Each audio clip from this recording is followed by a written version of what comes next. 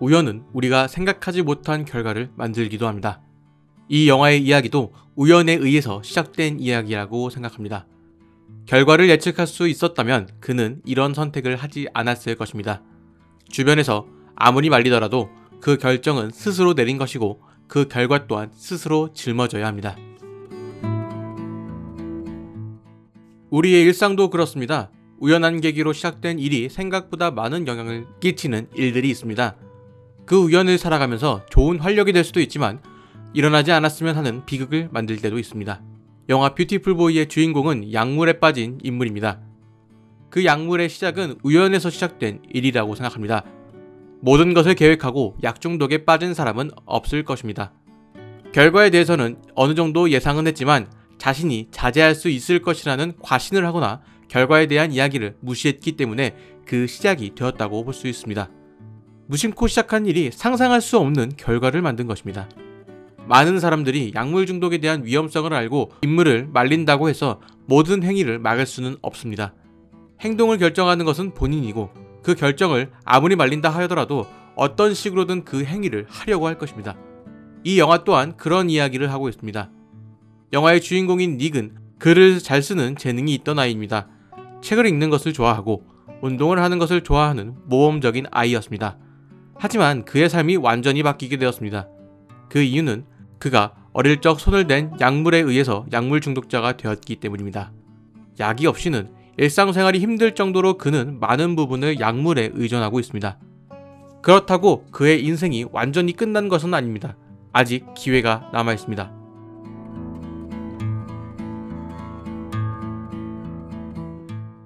늦었다고 생각할 때가 가장 빠르다는 이야기가 있습니다.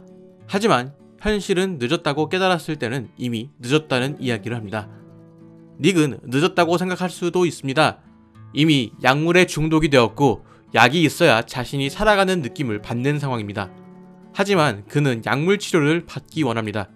본인도 치료에 대한 의지를 가지고 치료를 받게 됩니다. 그리고 한동안 하지 못했던 학업을 이어가기도 합니다. 자신이 잘못되었다는 것을 스스로 알고 고치려고 하는 의지가 있다는 것만으로도 많은 발전이라고 볼 수 있습니다. 아직도 세상에는 자신이 어떤 문제를 가지고 있는지 모르고 사는 사람들이 많습니다. 자신의 문제를 안다는 것은 적어도 고칠 가능성이 있다는 이야기로 볼 수 있습니다. 약물 중독 치료를 받는다고 약물 중독 증세가 쉽게 사라지는 것은 아닙니다.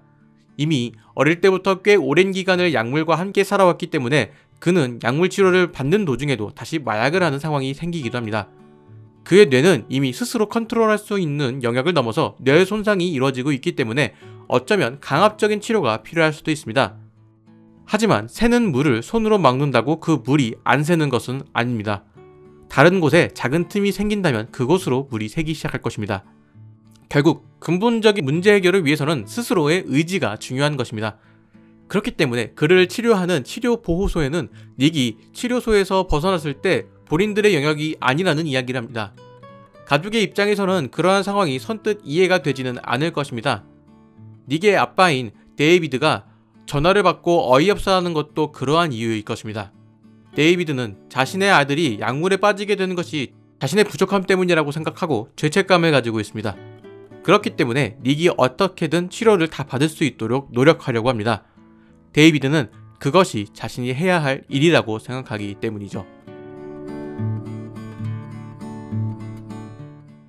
닉을 바라보는 데이비드의 마음은 절대 편하지 않을 것입니다.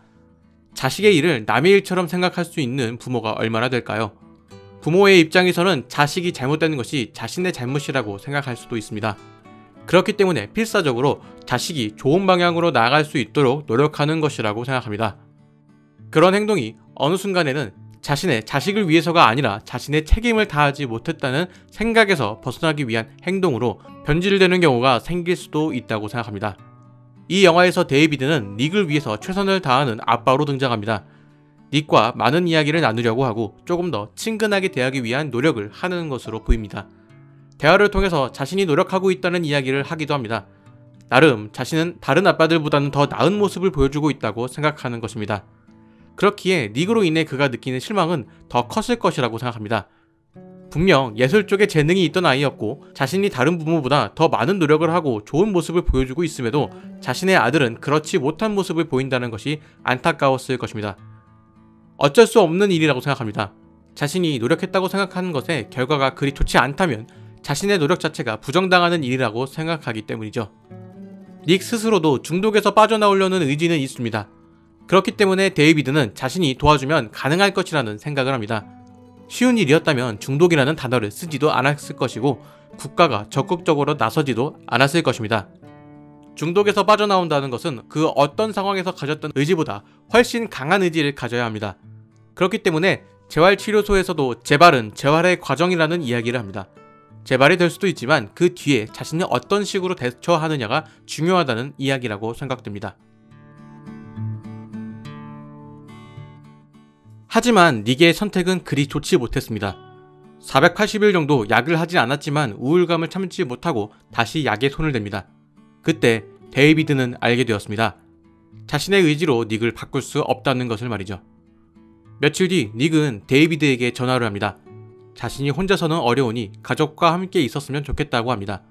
하지만 데이비드는 이를 거절합니다. 닉에게 모든 관심을 쏟는 동안 자신도 함께 망가지고 있었다는 것을 알았을 것이라고 생각합니다. 결국 닉은 스스로 이 문제를 해결해야 합니다. 닉도 약물 중독에서 벗어나고 싶어 합니다. 그는 그의 어머니와 아버지를 사랑하고 있으며 그들에게 좋은 자식이 되고 싶어 합니다. 하지만 약물이 그것을 방해한다고 생각할 것입니다. 그렇기 때문에 480일이 넘는 시간을 참고 살았습니다. 가족은 그런 존재라고 생각합니다. 극단적인 선택을 하겠다는 생각이 들더라도 자신이 사랑하는 그리고 자신을 사랑해주는 가족이 있다는 것에 힘을 얻을 수 있습니다. 그렇기 때문에 데이비드가 닉에게 약물 검사를 하자고 했을 때도 닉은 그를 이해한 것입니다.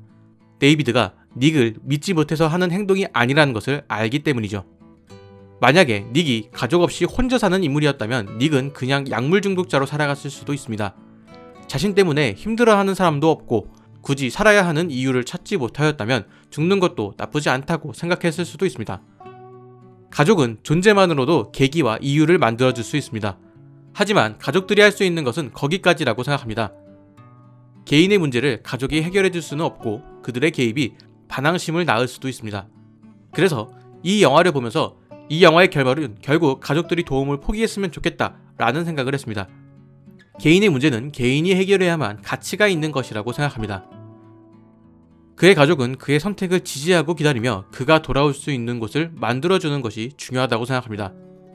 사람은 이유가 생겼을 때 의지가 생기고 의지는 불가능을 가능하게 만들 수도 있습니다.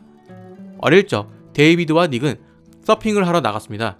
높아진 파도에 데이비드는 닉을 걱정합니다. 애타게 닉을 부르지만 닉은 대답이 없고 걱정은 더 커져갔지만 닉은 파도를 타며 나타납니다. 데이비드는 그런 닉을 보며 뿌듯해합니다. 데이비드가 닉에게 이런 신뢰를 가지고 있다면 닉은 그 신뢰에 보답하기 위한 노력을 할 것이고 그 노력은 스스로 해낼 수 있다는 자신감과 결과를 가져올 것입니다.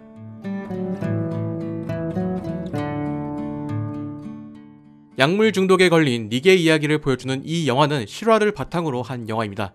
실화라는 것을 모르고 봤다가 영화의 마지막에 실화임을 설명하는 자막을 보고 상당히 놀라웠습니다. 약물 중독을 벗어나는 것은 혼자만의 힘으로는 어려운 일이고 그로 인해 가족들까지 괴로워하고 있다는 현실을 적나라하게 보여주고 있습니다.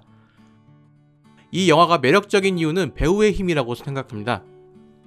콜 미 바이 유어 네임에서 인상적인 연기를 보여주며 최연소 미국 아카데미 남우주연상 후보에 올랐던 티모시 샬라메의 연기, 그리고 설명이 필요 없는 배우 스티브 가렐의 모습은 이 영화의 가장 큰 매력으로 작용합니다. 어딘지 모르게 독특한 모습을 자주 보여왔던 모습들과는 달리 평범한 역할을 연기했다고 생각합니다. 개인적으로는 이 영화가 티모시 샬라메보다는 스티브 가렐 때문에 영화가 살았다는 생각을 합니다. 모든 것이 끝났다고 생각할 수도 있지만 아직 끝나지 않았습니다. 늦었다고 생각할 때는 정말 늦었을 때입니다. 그렇기 때문에 그때라도 시작을 한다면 앞으로의 상황은 달라질 수 있다고 생각합니다. 늦었다는 것조차 모르고 지나칠 때가 많기 때문이죠.